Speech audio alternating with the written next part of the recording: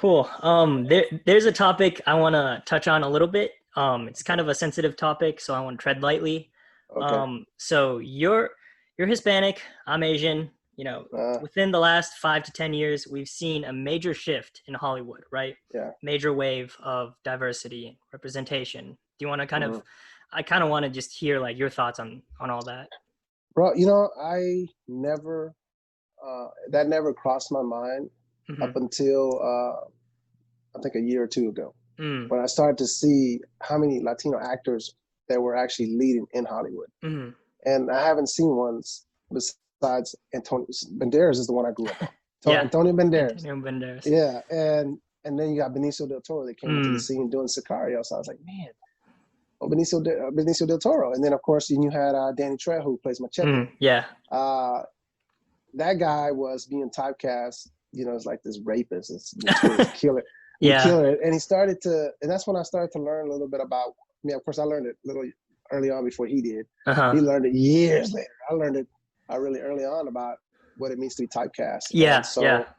so he started branding himself, but I'm glad that I learned early on because I didn't want to be the Mexican lawn guy, the leaf blower guy, the Yeah, dishwasher, yeah, the Mexican gangster, yeah, or, because of my smile, I yeah, grew up before I even started my acting career. yeah. I don't know, you were too young for the Chip Show. Remember? I don't know if you know Chips with I Eric know the Estrada. reboot. I know the reboot. Yeah, the But reboot. Yeah. yeah, yeah. So back in the day, it was Chips with Eric Estrada. So Okay. anytime I smile, people would say, "Oh, that's Eric Estrada right there. You're gonna be the future Eric Estrada." So that stayed with me. So I knew there's one role that I would not take is a Mhm. cop role because I know that I was going to be Interesting. labeled as Eric Estrada.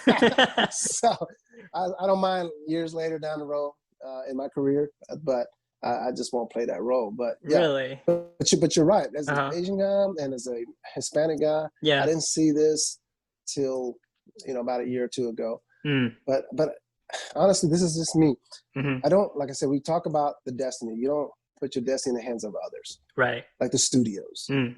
Tyler Perry did this. Hmm. Tyler Perry created his own content, even though he started off on stage Mm. and he wasn't getting opportunities. And so he started creating his own. Wow. And Yeah. that's exactly what I'm doing. Hmm. So if no one's giving you the opportunities, then go create your opportunities. Yeah. And that's what I got to say about that. Hmm. Because, at the end of the day, you're allowing the big studios to control you just mentally or because you don't see it in films. Well, then let's create some films. Yeah. Yeah.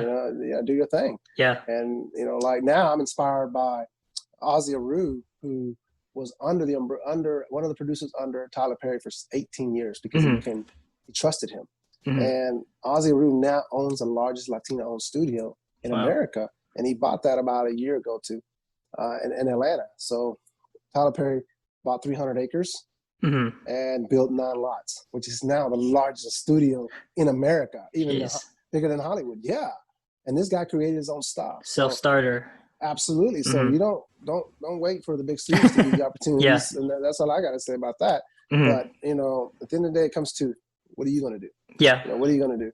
You're going to sit there and make excuses, cry about it? Mm. Man, no, I'm not waiting on nobody. That's my attitude. I I like wait that. on Yeah. nobody. And so I'm inspired by Ozzy Aru because he's the first Latino-owned studio in America and now owns the largest Latino studio in America, which is 5 lots, which is Tyler Perry's own. Yeah. So he's doing it big, man. Yeah. So I'm hoping to work with that guy one day.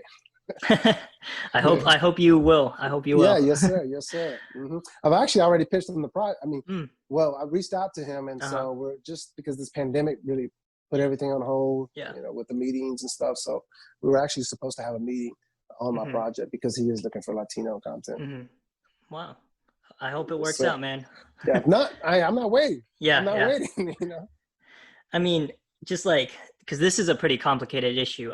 It is. I think about like what Ken Jeong. You know who Ken Jeong is? He was in The Hangover. Oh yeah. Yeah, that guy. This guy's hilarious. That guy is actually a doctor in real life. Well, he was a doctor before he, started acting and stuff. And so when they asked him about it, he was talking about how, he kind of gets typecast as well, right? He kind of always plays like the weird Asian guy kind of, know? And it's like, this guy is a real life doctor and they have him playing like the idiot, and it's like, I don't know. He talked about like how, yeah, it sucks to be typecast. It sucks to be stereotyped. but he said like he would rather be there and kind of work his way up, and eventually, you know, he'll have a seat at the table. Right? Absolutely, because I mean, you get your name out there. Now everybody knows who Kim Jong is because of that. Yeah.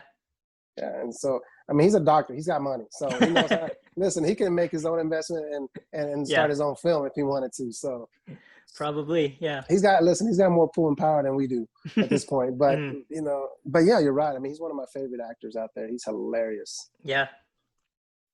But I would have never known that he was typecast. So yeah, I mean, I would say he kind of was like he does play a lot of like the similar like kind of kooky, crazy Asian guy, but. I don't know. I actually had on my film project, the one I was telling you about, the baseball film. I actually had him on my ideal cast as a pitcher. You know, coming out of Japan and being or whatever, you know, that comes to the States and he plays the role of a pitcher. So it's a comedy film. So I think he'd be great at it. I hope we'll get to see it, and I hope you get him. Kim Jong, if you're watching, we want you. Get here. Give me a call, brother. You see the films.